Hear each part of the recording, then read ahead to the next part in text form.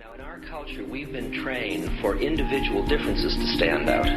So you look at each person, immediately it is brighter, dumber, older, younger, richer, poorer, and we make all these dimensional distinctions, put them in categories and treat them that way. And we get so that we only see others as separate from ourselves in the ways in which they're separate. And one of the dramatic characteristics of experience is being with another person and suddenly seeing the ways in which they are like you, not different from you.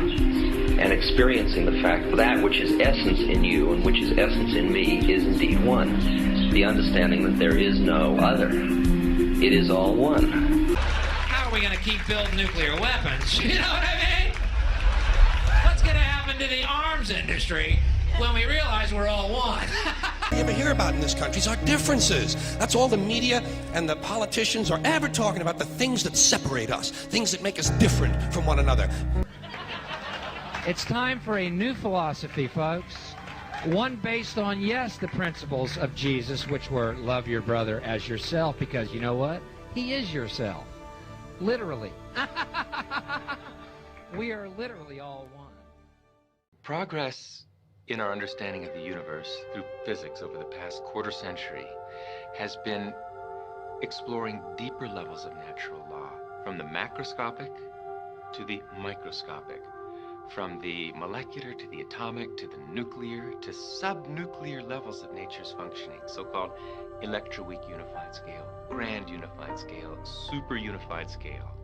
And what we've discovered at the core basis of the universe, the foundation of the universe, is a single universal field of intelligence, a field which unites gravity with electromagnetism, light, with radioactivity, with the nuclear force, so that all the forces of nature and all the so-called particles of nature, quarks, leptons, protons, neutrons, are now understood to be one. They're all just different ripples on a single ocean of existence. That's called the unified field or superstring field, and it's a mathematical tour de force. But we have realized Einstein's dream. He dedicated half of his life to discovering this unified field, and now in the context of the superstring, that has been achieved. So unified field theory is based on the superstring identifying a single universal field of intelligence, an ocean of existence, at the basis of everything, mind and matter. And all the so-called particles of the universe, the forces in our universe, everything in the universe are just ripples on that ocean of existence.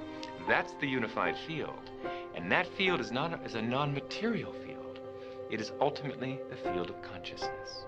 And all our separate consciousness, wherever there's consciousness, is merely consciousness by virtue of the fact that my consciousness, your consciousness, are ultimately that. Everything in the universe is really nothing but that. Planets, trees, people, animals, we're all just waves of vibration of this underlying unified superstring field. We are really united at our core.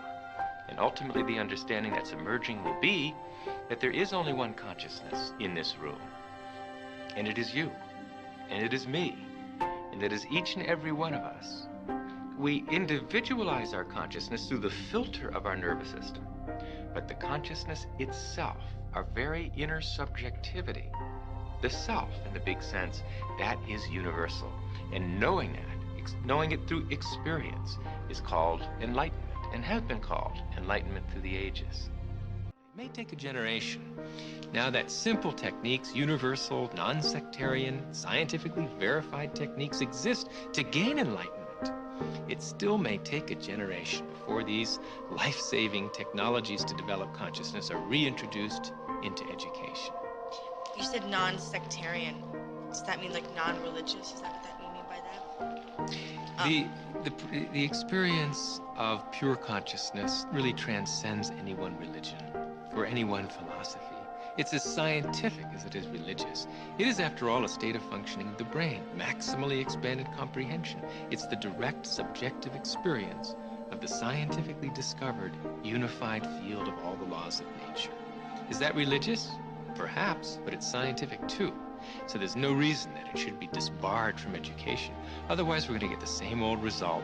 5% development of our mental potential, another generation of war and terrorism and human cruelty. And that'll go on forever until the experience of life's essential unity is bestowed and the brain is properly developed. I woke up and I suddenly got it. I understood suddenly how thought was just an illusory thing. And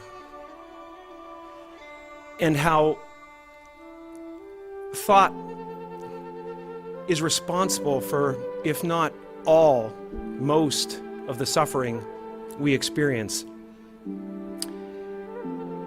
And then I suddenly felt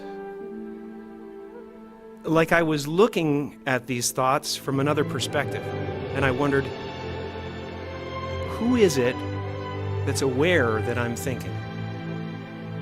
And suddenly I was thrown into this expansive, amazing feeling of freedom from myself, from my problems.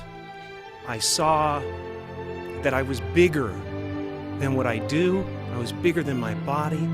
I was everything and everyone. I was no longer a fragment of the universe. I was the universe. And ever since that day, I've been trying to get back there.